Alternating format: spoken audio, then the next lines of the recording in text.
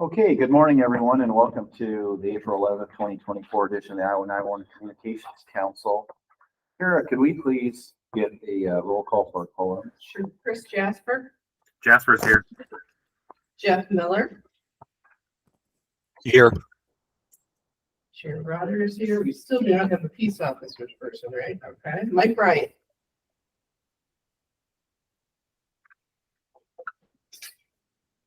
Eric Daw.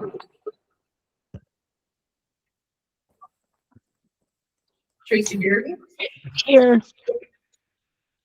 How about if Eric Dawes? Here's Tom Berger here as his alternate.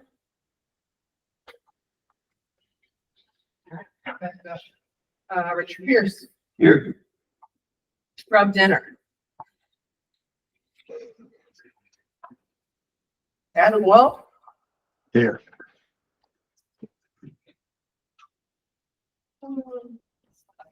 Taylor Teeple. One more. I'll go back. Mike Bryan, are you on?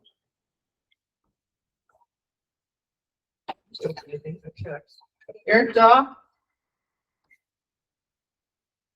For Tom Berger. Rob Dennert.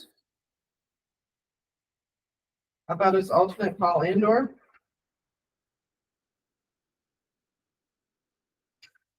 Yeah. Anybody else on there that looks like an alternate or?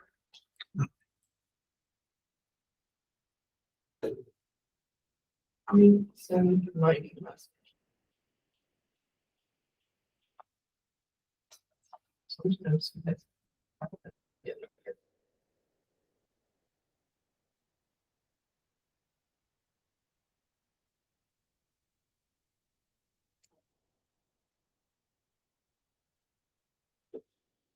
Tell you what we'll do, while we wait for that, Blake, you just want to go ahead with your report. Sure. Just a second.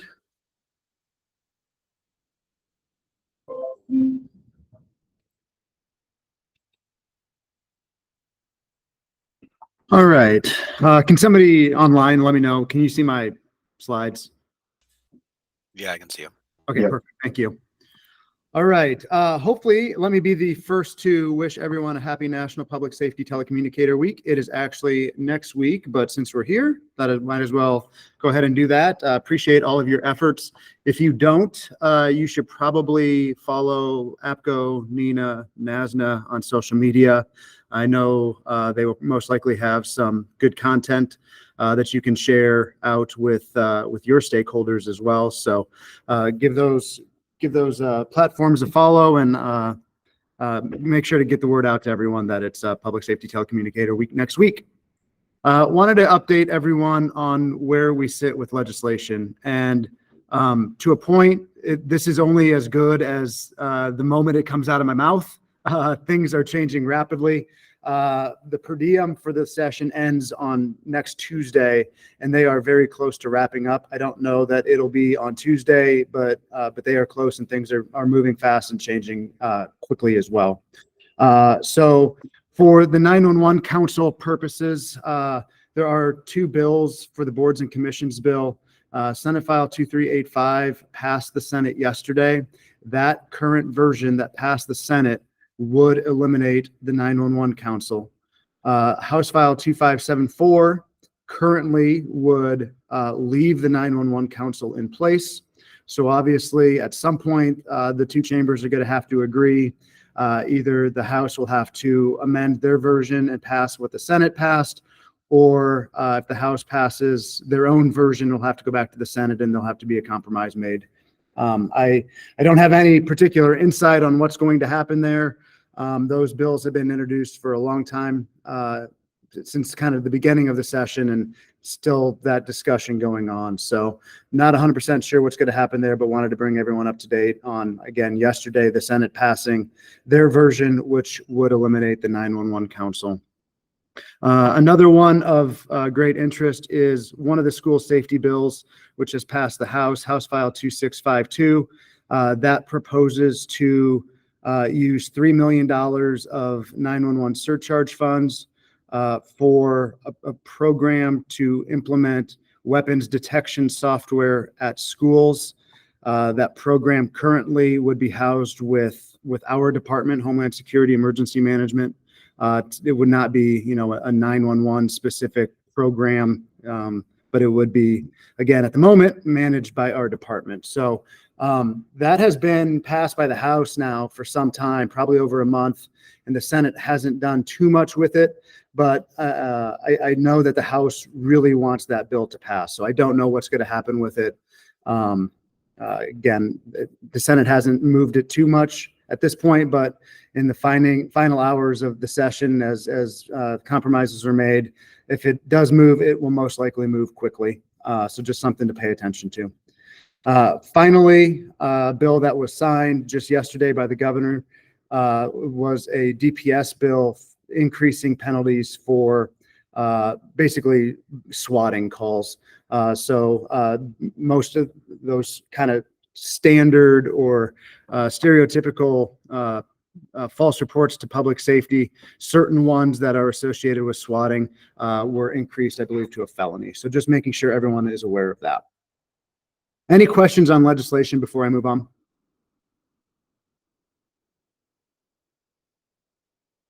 Okay. Continuing on, as I let everyone know a couple months ago, Ellie, who used to be within the 911 program, was promoted within our department to our public information officer. So really good for her, really good for the department. That meant that we had a position open. It closed last week. So we are reviewing the candidates, having interviews here in the upcoming days, and hopefully make a decision and announcement, hopefully by next council meeting in May. So just wanted to let everyone know where we're at with that. Of course, when we do make a decision, everyone will know, and we'll send out an email as well. Wanted to provide a quick update on interstate text to 911 transfers. A number of years ago, we sent information out that you are able to transfer text to 911 calls within the state. Hopefully everyone knows and remembers that. If you don't, let me know, and I'm happy to share that information with you. But wanted to update everyone that now interstate text to 911 transfers are available. Again, primarily you're going to be using that if you're one of the border counties. And it's the same states that we're able to transfer 911 calls to. So basically all of the border states except Wisconsin at this point. It's the same methodology. It's a pound sign and then using the FCC ID to transfer to your adjacent counties in a different state. So if you're a border county, you would have received that email. I'm just providing the update here to make sure everyone's aware that that is now a capability. Back in March, if you remember, we didn't have a March 911 council meeting, so this is a little bit going backwards. We did submit the biennial, that's every 2 years, report on PSAP expenditures to the legislature, and the state auditor's office produced their report as well. As a reminder, that report's on 2021, 2022 data. The audit continues to hit upon making sure to retain your methodology for how you came up with the numbers that you submit to us. Basically, every audit report continues to hit on, keep your source materials on how you arrive at your final figures. Understanding that a lot of times there's transitions at PSAPs, make sure that binder kind of sits on the shelf and doesn't walk out the door when there's a transition in leadership. So just a reminder that those forms are absolutely auditable, and you need to retain the source material on how you arrived with your expenditure totals. So just passing that word along, and if you have any questions on the audit, on the report itself, let me know. The expenditure report is on our website if anyone's interested. It's a lot of pie charts. So just making everyone aware. Moving forward to the current reporting cycle, we did have to send out 3 notices regarding late expenditure collection forms for the 2023 fiscal year. So those are legally due to our office by March 31st. 3 counties were late in submitting those. However, After we sent that notification, we received all three within the same week. So the first week of April. The way we do surcharge payments, most people are aware, we don't actually kick those checks out the door until later in the month of April. So there's kind of a built-in grace period. So all those three counties will still receive their full funding. Basically, it's just a letter and will probably be noted on the audit a year and a half from now when that gets submitted. So three were late, but we've received all three in the meantime. We still are missing 3 service board membership forms from the counties listed there, Fremont, Grundy, and Hardin. So we'll be working to get those in as well. Comtech did a rather large next-gen 911 core service upgrade a couple of weeks ago. A couple benefits to that upgrade. A number of times I will get contacted by counties wanting a reminder of who their backup PSAPs are. My primary message is you should know that. My secondary message is soon you'll be able to look that up yourself. Not that you can't still send us an email and have us do it as well, but we will be rolling that out, and it'll be similar to some of the other Comtech logins that PSAPs have access to, where you can go in and basically see who your backup PSAPs are.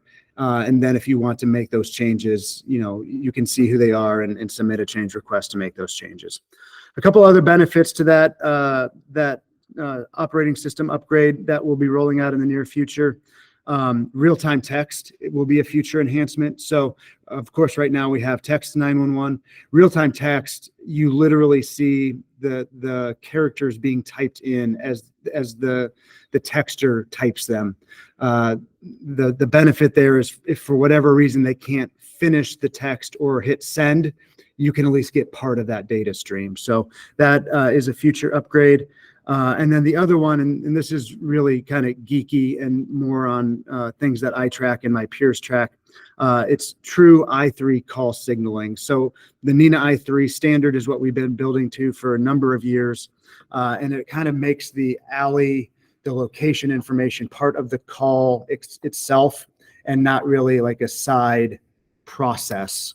So that will be a project that will take some time.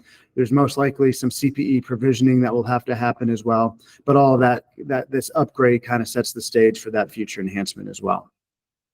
Part of that also includes kind of an interesting side benefit. We think we fixed the DTMF issue.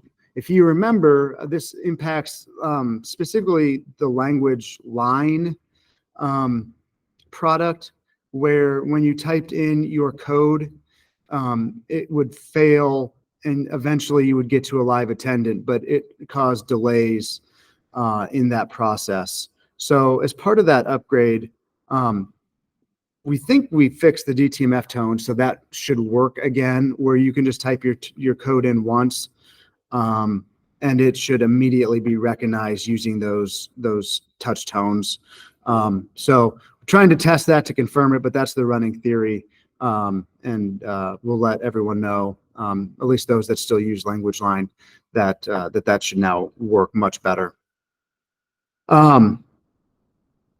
There's a kind of every other year or so, there's a push from the national level to kind of have workshops. This next bullet is the Cyber Resilient 911 that's also being run through, I believe, CISA. And so we've had these various interop type workshops in the past that have involved myself, the SWIC. So this is just kind of another iteration of those. This one will be held in Kansas City in May. We've also asked a few folks from Scott County to attend. If you remember, Scott County participated in the cyber awareness process, or I'm sorry, cyber assessment process through CISA. So thought they'd be a good group to attend as well. Ryan Mulhall from the ICN is attending that as well from the state of Iowa. So just wanting to make sure everyone is aware of that. Any questions before we get into the next bullet, which is surcharge discussion? I'm sorry for the long-winded comments. This is what happens when we skip a month. So it's been about 8 months now since Director Benson attended the 911 council meeting and started talking about changes to surcharge. This is really looking forward to next legislative session. Obviously, with the $3 million proposal at the moment, this could all very much change in the next couple days. But I do kind of think it's time to start talking about some of this stuff. And again, what you see on the screen here is I promise, ideas only. Nothing has been decided. Really wanting to try to build consensus and get input on various ideas and concepts that next year we can take to the legislature with some thoughts on how to get out of the current situation that we at the state program particularly feel that we're in. We continue to look at various indicators, and I can show you charts after chart after chart and spreadsheet after spreadsheet that shows that we are expending more money than we're taking in at the state program. So kind of talking through some of the ideas. Again, the easiest thing in the world to do is to just ask for a surcharge increase. We haven't raised the surcharge statewide since 2013. It's probably a fairly easy sell. However, similar to the reasoning within the legislature that folks think that the local 911 budgets are too flush with cash. And I know there are a lot of opinions that would counter that within the local community. We got to make sure that we're doing both things, that we're, raising the surcharge. We're making sure kind of the other side of the house is in order as well. So again, when we think of the 911 fund, it's easy to just raise the surcharge, but there's probably going to be some hesitancy to do that across the board within the legislature if there's an opinion that local budgets are too flush. So one idea that we had, and I presented this a while back, was to just adjust the pass-through rate. Currently, within Iowa Code 34A, 60% goes to local service boards right out the door. We don't pay anything off the top. It goes right to 911 service boards, to the locals. And we retain 40% to basically run the network, manage shared services. So an idea would be to adjust that rate, and it could vary. When I ran the numbers, I switched it to 50-50, and what that does is basically raises an additional $3.3 million for the state program. The vast majority of counties would see less surcharge revenue, but some would actually see an increase. I know that's probably not palatable to most. So another idea, and there's the exact numbers here, the percentage is up for discussion and fine tuning. But the numbers that I ran to get here would be to raise the surcharge to $1.10, adjust the pass through from 60/40 to 55/45. What that does is make sure that there are no losers at the county level. No one loses revenue. Actually, it's a very, very, very small bump, about $14,000 statewide, which in some cases is a couple $100 a quarter for a county. What that does is raise an additional $3 million for the state program. And as the note there says, additional ratios and amounts are possible. Another one, and this is, I promise, not my idea. A PSAP actually approached me with this idea.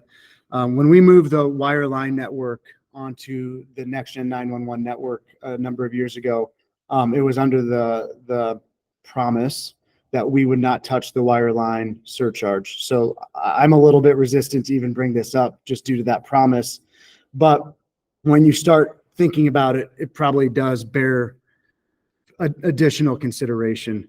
All of the wireline 911 traffic currently is transported by infrastructure that we at the state pay for. So if you were to look at moving the wireline surcharge to us, that's about $9 million. We would then put it into the same formula that we do the wireless fund. So we're still passing it back to you, but it's just using some of that wireline funds to help manage the network as well. Again, some counties would see an increase, others would see a decrease, and it raises an additional 3.7 for the state program. You can get, a little bit crazy on this too. You could talk still about raising the surcharge rate. You could still talk about doing a ratio change as well as moving the wire line to us. One of the big things here is, again, when we talked about moving the wire line surcharge or wire line calls to us, it was under the assumption that we are going to absorb all of the wireline cost recovery as well. And while we've done a part of that, we haven't gotten it all. And part of that goes back to the FCC notice of proposed rulemaking on this very topic. And the future of that still has not been weighed in on by the FCC. So I think, certainly if we were to take on wireline cost recovery, if that's the route that we would have to go, that concept of moving the wireline surcharge to us to then pass through probably bears, again, some additional consideration. Just all the traffic is on the wireline, which we fund. We're paying the cost recovery. Again, it's just something to think about. But I also understand that it was initially under the promise that we would not touch that. So again, idea only. That's the the header on this slide. Some other ideas or factors. Again, the first bullet there is absorption of cost recovery and whatever happens with that. I will tell you that the $3 million bill that's for school safety right now, a large portion of the reason that they're looking at 911 funding right now is because of the perception by some in the legislature that the local budgets for 911 or the local carryover amounts in the local budgets are too high. I am not the one saying that, but it is what is being focused on by the legislature and why that $3 million is there. So it's just a consideration on all of this. As we look to bolster the state revenues, I would love to go to bat and say the locals need it as well. I believe they do, but it's really hard to battle that when the perception is that you already have too much. Again, not my words, just being the messenger on that. Other ideas that have been kind of developed or thought about is, potential raise in the surcharge rate with a sunset to revert back. So just, kind of see how it goes for a little bit with the higher rate, if things balance a little bit better, and then, able to revert back if it needs to. Another idea, required participation in shared services. Again, that kind of goes back on the entire concept of shared services, but it's been discussed, so I wanted to present it here. Additional consolidation incentives. We had a consolidation grant for a number of years. It wasn't that popular, but perhaps looking at a higher amount for a grant would be more attractive. Another thought is mandatory minimum requirements at a PSAP. Making you at the PSAPs have certain technical or basically standardized care. And if you can't do those things, then again, looking at consolidation. Other ideas, and I know the chair's talked about this, and actually it should be a bullet, it's not here, would be a sliding scale. So giving the 911 program the authority to raise the surcharge without going back to the legislature every single time we need something. Obviously, I think that would probably have to come with some sort of guardrails. They're not just going to give us carte blanche to raise the surcharge however we want to, but at least within that scale, being able to adjust the surcharge, as necessary to be able to raise the funds both for us and for locals that are needed. And then another topic, or another one that I know is kind of being done by other states, is just a general fund appropriation. So getting a little bit further away from the surcharge model and just looking towards a general fund appropriation. So all of those kind of ideas are percolating around. A lot of them you can actually mix and match, but I wanted to start the conversation a little bit more formally at this point. Not looking for a huge discussion. It's a lot to digest. I don't know that this is the setting to really make the sausage, but if you have any strong opinions, thoughts, either here or if you want to talk to me individually, welcome to have that conversation. But again, wanted to start having that conversation sooner rather than later at this point. That was a lot. If there are any immediate questions. Blake, I would have one. Yeah. Over the years, we watched wire lines being replaced by wireless lines. Do you think we've hit the bottom with that? Well, I think the people that want to keep their wire line are going to continue to keep it until they pass away. Right. So yeah, I think at some point it's still going to gradually diminish, but if you still have one, it's probably because you really, really want it. So I think, it's going to be a slower decrease at this point with wireline. And just locally, it seems that businesses seem to really want to hold on to the wire. Yeah, and I think that will be around for a long time. And right now within Iowa code, there's basically 100 line cap. So a business that has over 100 lines is capped at that 100 anyway. So they're not going above that. They're only going to go below that if they ever decide to, remove lines. So again, my promise is that those are legitimately only ideas and just wanting to, again, get consensus and input on, what is most palatable with, again, the kind of the reality that we're all operating in, that nobody's going to have as much money as they want. Blake, you said, they think that we have too much money. Can you tell us what the average carryover is across the state? Yeah, and I have a slide and I showed it at the NENA conference, but it doesn't display very well. You know what? I'll just pull it up. So this is last year's budgets, and yeah, even in the room here, it's not displayed that well. So within the next month or two, I should be getting an update on this from Department of Management. So those that do the budget process will know that there's kind of three categories that you can put your carryover into. There's assigned, there's reserved, and there's unassigned.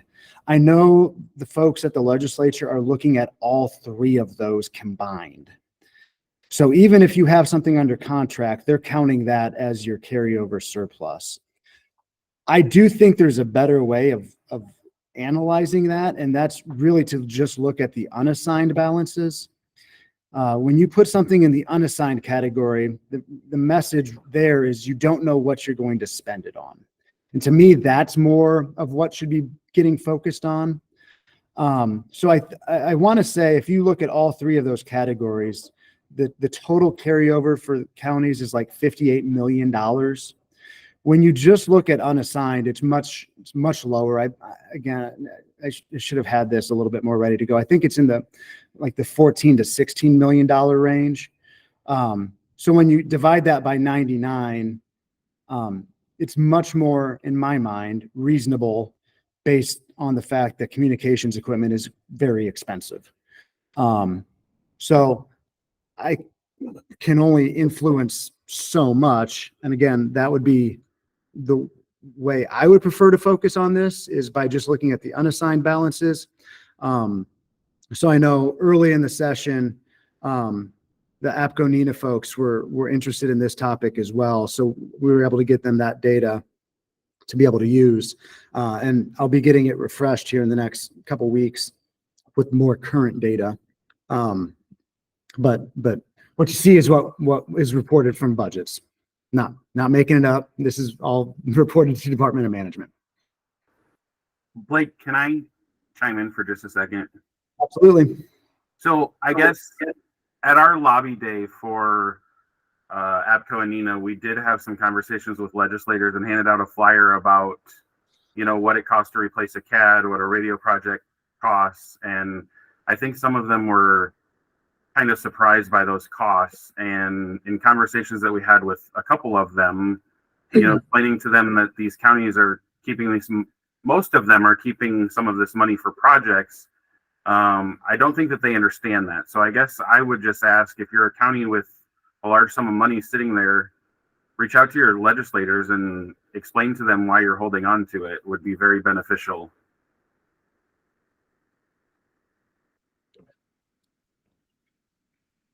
Yeah, the conversation about raising the surcharge across the board becomes a whole lot easier if we're not also fighting the perception of the local balances. It's hard to fight both of those things, if that makes sense. And I would agree. And I think it's just a matter of getting them to understand how much these projects cost and why some of these counties have funds sitting there. But anyway. All right, so I have a couple more slides. I know we're getting into the middle of the time frame here. Okay, so wanted to give everyone an update on GIS grants. We continue to excel, and all 99 counties again met the benchmarks for all 3 counties. Those checks have gone out. So again, batting 1,000 on GIS benchmarks for the year so far through 3 quarters. There is one training fund request for you. This actually comes from us, but the benefit is to all PSAP statewide. If you remember a number of months ago, we had a presentation from Zetron on opportunity to basically leverage the Zetron Shared Services contract and do statewide training. We had a pilot group at the time kind of analyze and look at some of the online training offerings. It was pretty well received. So we're kind of getting to the close of the fiscal year and wanting to make sure that we spend the training fund down. So what I have proposed is 9 months worth of online training. Again, that would be open to anyone, regardless of being on shared services or not. This is all 111 PSAPs that would be open to this. So the proposal would be to use kind of the last of the fund for this fiscal year, which would be for 9 months. At that point, again, kind of have another conversation, and if we feel that the training has been worthwhile, might look to continue it, but that would be a decision for down the road. Also, again, just throwing it out there, knowing that there is kind of May and June to get through as well. If the council is a little bit more comfortable with having a discussion of what 6 months would look like instead of 9 months and what that funding would look like, happy to have that conversation. But again, the application for $28,000, almost $29,000 would be for 9 months of training for all PSAPs, all telecommunicators. And with that, I will turn it over to Zetron for an update on shared services.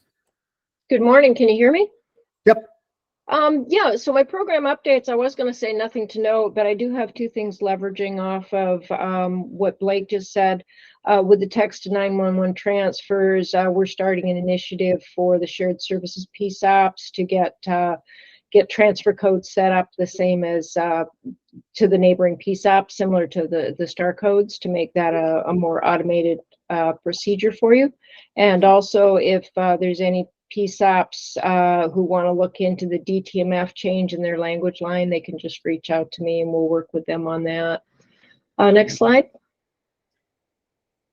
So nothing's changed on here. We still got 77 PSAPs live, and Potawatomi is signed up and being implemented. And next slide. We had our Iowa Insider come out this week to honor APCO and NENA conferences. If you want to subscribe and get any back issues, just send an email to lynn.warren@zetron.com. And that's it for me. All right. Any questions for myself then? All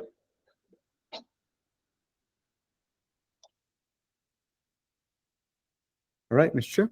All right, thank you, Blake. So we had a little issue with some communication earlier. We didn't have a quorum. We do in fact have a quorum, so we'll go back to needing a motion to approve today's agenda. Jasper will motion to approve. I'll second. Okay, we have a motion and a second. Any discussions? All those in favor signal by saying aye.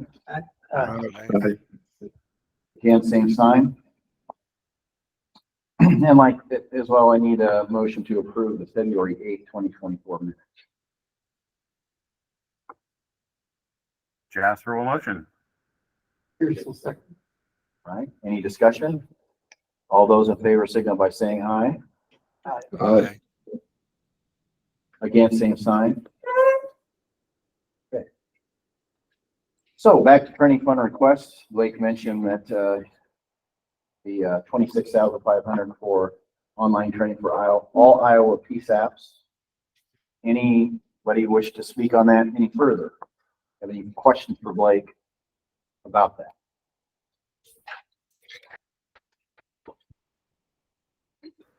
Okay.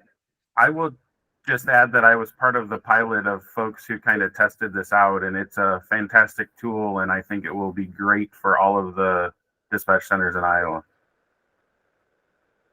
All right, that's great to hear. Does anybody wish to propose a motion then to approve the 26,500? Jasper can make that motion. Okay. Bearden will second. All right, any discussion? All those in favor, signal by saying aye. Aye. Again, same sign. The motion carries. Okay. Do we have any technical advisories? Okay, hearing none. Could I get an update from the Iowa Statewide Interoperable Communication System Board from Hallie? Okay, thank you, Chair. So just a quick update, we continue to do outreach efforts. We were in Southern Iowa this month. And also, made a trip to the La Crosse, Wisconsin National Weather Service. The National Weather Service has been interested in getting on ASICS, and so they have some, of their Iowa, services outside of the actual state. So now that we've tested in all of those agencies, they will work to procure equipment, and then they will begin discussions with comm centers and emergency management on procedures on how to use ASICS for communications. So I have directed them to the supervisors groups and emergency managers and people in your profession.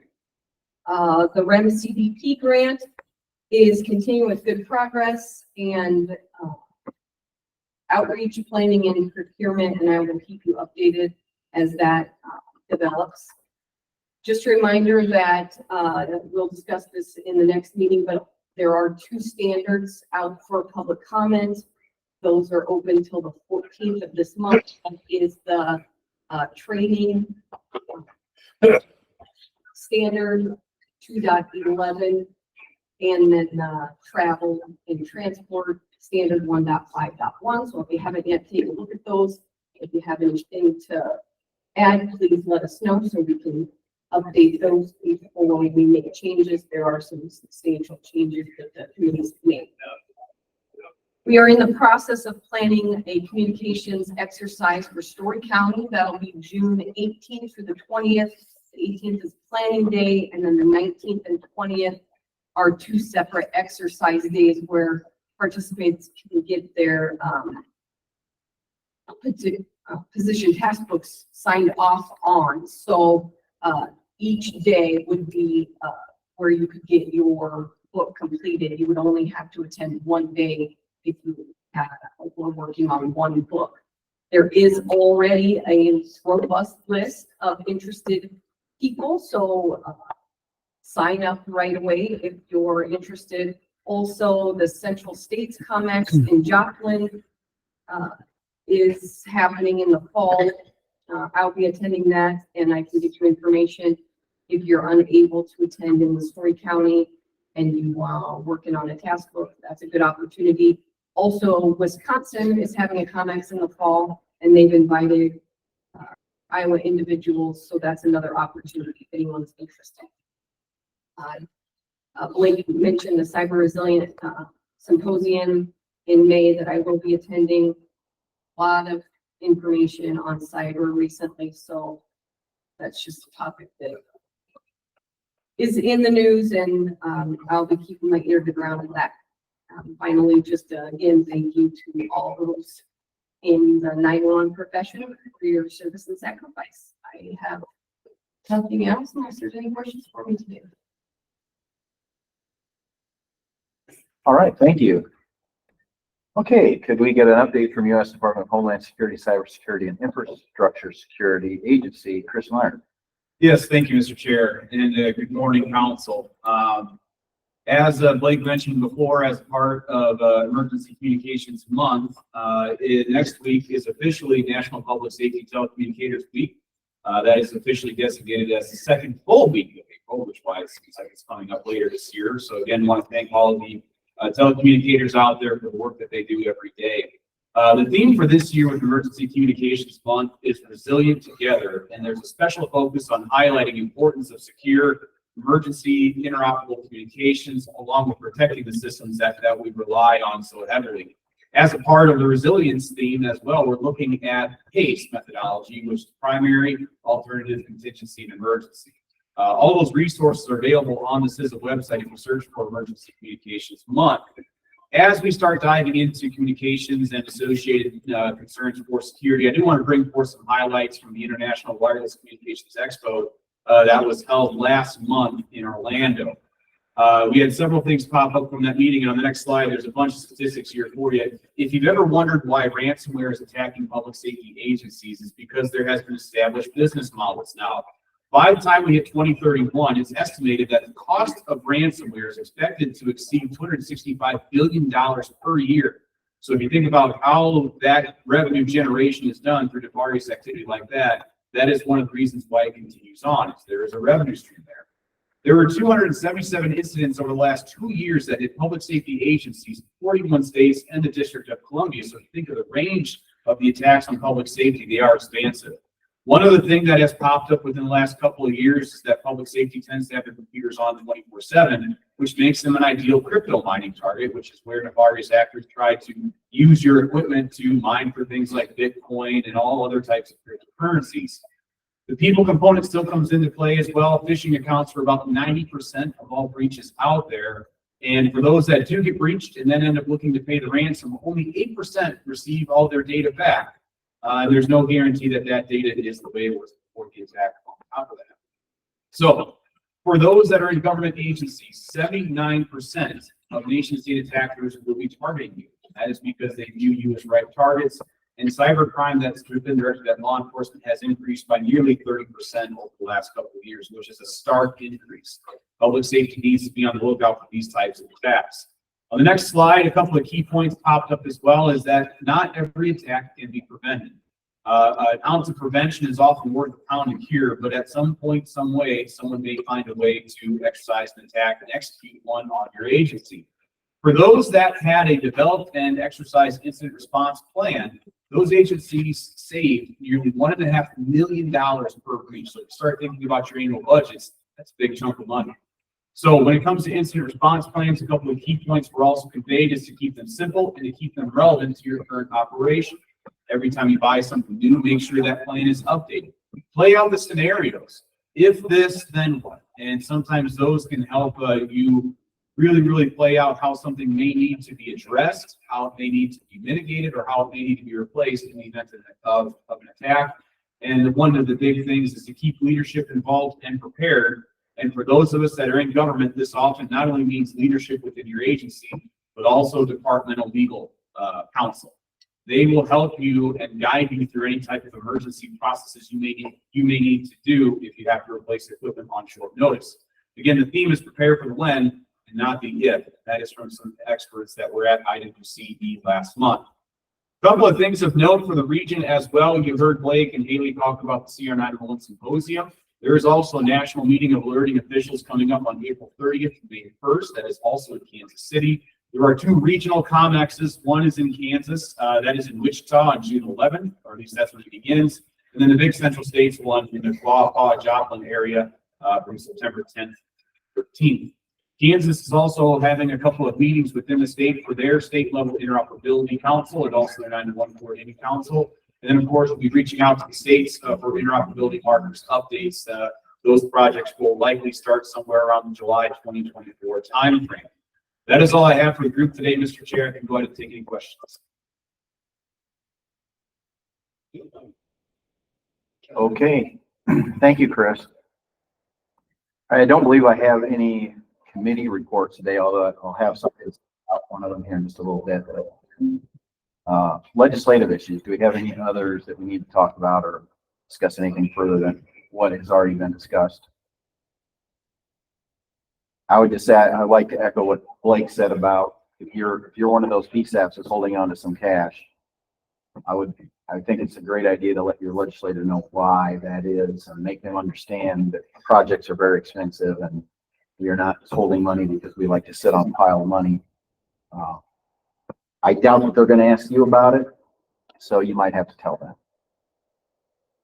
All right, I do have something to share with everyone. I had mentioned at our last meeting that I was going to try to sit down and talk to Director Carney of the Iowa Law Enforcement Academy about the telecommunicator training. And I would say that I was very impressed with the director. I really think that he is very open-minded. He's got a lot to chew on right now, being fairly new in his position and still learning about a lot of the things that he needs to learn about. But I really do have a good feeling about working with him. He was very open to any ideas. He very much would like to hear from this committee or this council on ideas. He was made aware of that we do have a committee that deals with this exclusively, and he was very open to meeting with them and supporting the idea of them working closely with the Academy Advisory Council there. He did share with me what I consider the new and improved curriculum from ILEA for the training. And I'm gonna, maybe if I can get that to you, Blake, and Blake can share that with everyone. He was very open, making sure that everyone with an interest would look at that and certainly give an opinion as what they think of it. It is a work in progress, no question about it. And so I feel good about the director and the direction he's going and the fact that he is open to suggestion. And so I think it's the right person at the right time in the right place. So feeling really good about that, but please look for that email here in the next day or two, giving an updated curriculum from ILEA. Any other information sharing by council members? Okay, I don't have any new business or old business or travel requests. Do we have any business from the floor inside this room? Okay, do we have any business from our virtual participants? Okay, hearing none, I would entertain a motion to adjourn. All right, I have a motion. To have a second. Jasper will second. Okay. All those in favor signify by saying aye. Aye. Aye. Thank you, everyone. We're adjourned.